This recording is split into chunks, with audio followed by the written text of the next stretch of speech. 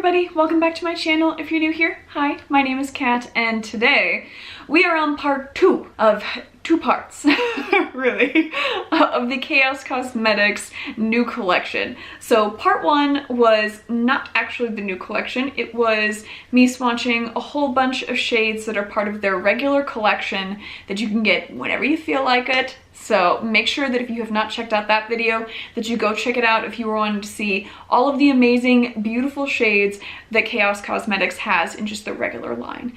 Now for today, we're going to be talking about the Feathers of Fantasy collection, which is the brand new collection that they have. I'm super duper excited to check this out, as well as 2 other little multi-chrome shades. I do also just have a bunch of multi-chrome shades. I think I have, by a bunch, I have 4. I have 4 of the liquid liner multi-chrome shades, and these are 2 of the little gel pots. And so I am very excited to test these 2 out, and I really appreciate she gave me some little instructions on how best to go about using these, because you can never have too many pieces of assistance when it comes to this kind of stuff, because I definitely mess up things quite frequently. Alright, so with the multi-chromes, she does not recommend that you apply them to the waterline, which makes sense. I mean, probably not a good idea, but anywhere else is completely fine. And if you want to have like a little bit of extra added pop, they always recommend pretty much across the board for multi-chromes that you use like a black base and then apply these on top, because it really lets the color pop. But we will just be swatching these regular, and I am super duper excited. She said that you can start off definitely with a thinner layer and then move on to a thicker layer after that if you want, but you will see some cracking if you apply too thick of a layer. So better to go thin and then apply a second layer after it's dried. So the first of the 2 shades is going to be Phthalo, and Phthalo is pretty. I'm just going to swatch with my finger because I feel like it. Oh man. All right, so what I think we're going to do is 2 layers, and so I am going to show you guys what both of those look like. So this is layer 1. Ooh, you're seeing purple. There's some green that you're seeing, some pinks. I'm seeing like orangey copper to green to yellow. And as it's trying to focus, that's where you can really get your money's worth on these multi-chromes. So there's some of your green and gold, to then the orangish red, to then magenta, and then there's your purplish on the end. Oh man, I'm so happy that like you can see the entirety of that shift. That is fantastic. And we will apply a second layer of that. I just want to give this a chance to dry. She did say it takes about 90 seconds for it to dry, and so we will do a second layer after the first one has dried. But first we will go into the second multi-chrome shade, and this is Atropos. All right, here we go. Back in with the finger again. This guy might not need a second layer now that I am looking at it. The first one definitely will need a second layer. However, this second guy, maybe not. I think we'll do a second layer just to see what it really looks like when it's amped up. So you're gonna start off, here we've got some purple with some teal blue. There's more of the teal blue. Switching a little bit to the green on the very end there. And then, so I'm seeing the purple turning almost into like a hot pink magenta shade. But you can definitely see how this guy is significantly more opaque than this one. So I think this particular shade, you would probably be good with just a single layer. Whereas I think that with this guy, we need to do a second layer. So that's how we're gonna do it. It's pretty much dry. It does have like an ever so slight tack to it.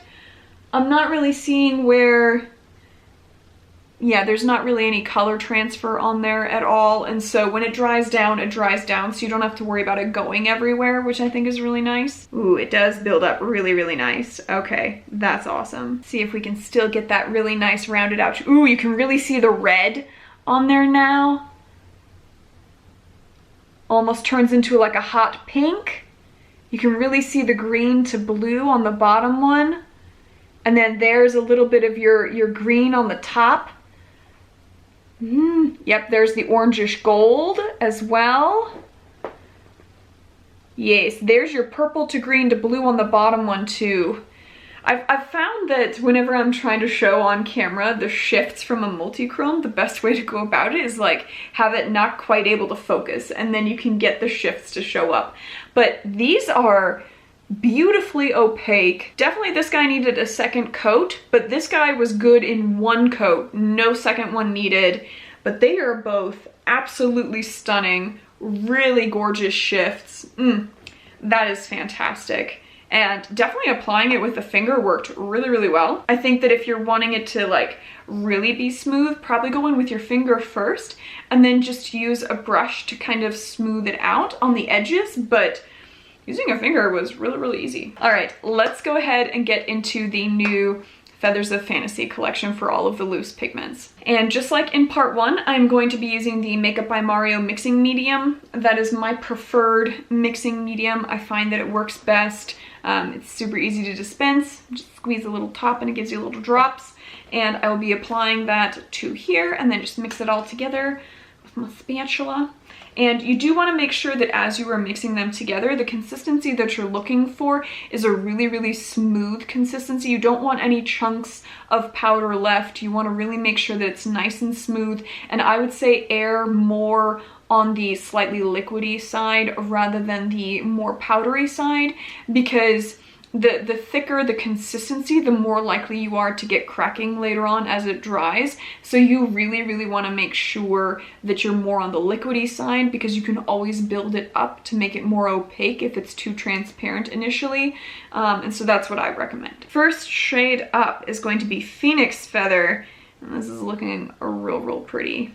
It's like a peachy orangish with like a pink to orange to yellow to green shift. So many shifts. Here we go. Oh, it is pretty. Oh my gosh. That is stunning. So you guys are getting that pinkish to kind of orange, and there you can see it as it's trying to focus. You've got the green on the top to a yellowish gold, to then down to the pinkish portion, and then it finishes off with like a very light pastel lilac. So that is super duper pretty. I really, really like that. I think honestly the shade is actually fairly similar to this guy, just that this definitely has a black base to it and the shades are deeper in tone, whereas this is more of like your pastel version of this. But the shifts as I look at them line up very similar to each other as I am moving my hand around, that you're getting a similar kind of shift, just that it's the more pastel to the deeper version. Okay, next shade up is going to be Pixie Feather, and this looks a bit more like a grungy green to gold kind of shift. But definitely the green portion is more on the olivey side rather than like a green. Very nice and opaque green shade on there. You can definitely see where it's a bit more of an olivey undertone with a bit of a gold topper on there, but absolutely stunning, really, really pretty shade. All right, next up is going to be Pegasus Feather, and this is definitely more of an iridescent shade. And so it'll be interesting to see how sheer it comes off, or if it's just as opaque as the other shades. And so far, it looks like not quite as opaque, but certainly not sheer either. Like, it is definitely doing a good job of maintaining opaqueness, just ever so slightly a bit more transparent than these other shades were. But this shade is just absolutely stunning. So we're seeing in the camera like bluish to like a light limey greenish yellow, and then when I look at it I see a blue to pink shift. There you go, get a little bit more of the purplish pink as it's trying to focus. There you go, so that's what I was seeing.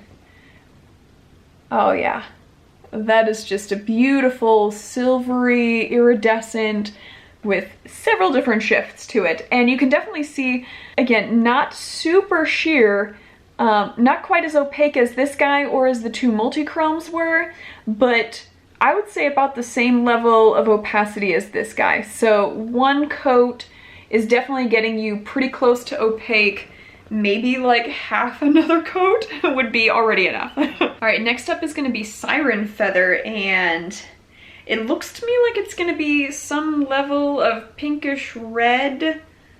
Oh, and it does have a shift. Okay, way more shifty than I was expecting. Also reached a decent level of opacity. I was expecting it to be a little bit more iridescent-y. So you're getting like light lilac to pink, and then you can see a little bit of the yellowish gold as it's trying to focus, and then a deeper purplish, and then as I am looking at it, I'm getting like yellow to like a hot pink type shade. So this level of yellow that is on this guy is what I am seeing as part of the shift on this shade. I would say not quite as strong of a metallic foiled formula as this guy, but very nice smooth consistency on that one. Next is going to be Dragon Feather, and this shade is definitely interesting. It's got a magenta base to it and then what looks like a teal blue on top. Very, very opaque, very pigmented. Oh man.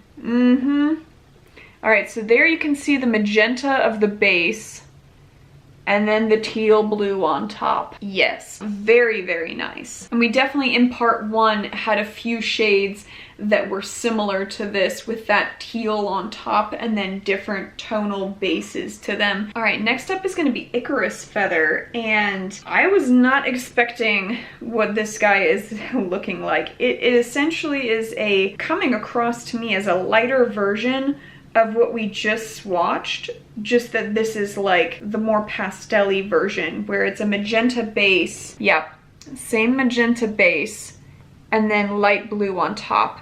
So yeah, it's the exact same thing as this guy, just that this is obviously your much deeper version of this. So pastel version, deeper version. I also think that the teal blue on this one has slightly more of a green undertone to it, whereas this guy is just an outright teal blue. And so you can see a little bit of that difference where if you're comparing it to like the greenish tones on here, you can see where it's got a little bit more of the green mixed in with that sky blue on there. And then as you're looking at it, because it is a lighter tone, that shift on there brings out a little bit more of a pink to then a magenta, whereas this guy is just magenta, pretty deep magenta on there the whole time. So this one you will see a little bit more of some of those tonal shifts just because it's lighter, so it brings out a little bit more of the pastel shades. All right, next up is going to be Griffin Feather, and this guy looks like it's going to be very similar to what we swatched 2 shades ago, just that it's not quite as thick of a consistency. I want to say it's probably like the middle version.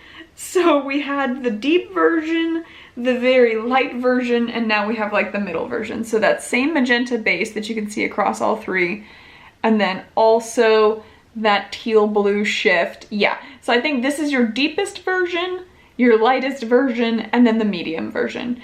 And definitely I can say that out of the 3 of them, as I was pulling it out of the container, this was like the softest out of all 3, where it's like the smoothest consistency. And I think that's also part of why you're getting such a nice shine on there, whereas these guys are coming across, in comparison to this one, a bit dull, even though if I was to block this one out, they're all gorgeous metallic shades. It's just this one, I think part of why it was such a smooth consistency is that I think this one is more of that foiled formula, whereas the others are those regular metallic formulas. So to have a foiled next to it is a little bit unfair because the foils are meant to look like liquid glass. Okay, next up is going to be Harpy Feather, and this guy is a perfect example of what happens when you no longer have that magenta base, because the shifts on there are very, very similar to the other ones, that it goes from like a pink to purple to blue, but this one doesn't have that magenta base on there. And so you're going to be able to see those shifts a lot more instead of the teal blue just being your primary shade and then the magenta is underneath. This one is going to actually give you those shifts where you can see them. So here's the Harpy shade, and you can see that teal blue to a little bit of a goldish shift, and then as I am looking at it, I'm seeing the purple and the pink very nicely on there. And there you go, there's your purple and your pink to the teal blue shift. And so you can see it is very similar, especially to this foiled shade. The only difference being the magenta base underneath on these guys, whereas this one clearly does not. It has a neutral base to it. Second to last shade is going to be Angel Feather, and this guy is also very similar to the last one that we just swatched. The only difference being that I think the primary shift is between pink and purple, and there's just a little bit of blue on the back end, whereas the other Harpy shade was more so the blue with a little bit of a purple to pink, but blue was the primary, whereas on this one you get a little bit of blue, but it's mainly pink to purple. There you can see they do look very, very similar to each other. This one is a little bit more of a shine to it compared to this one.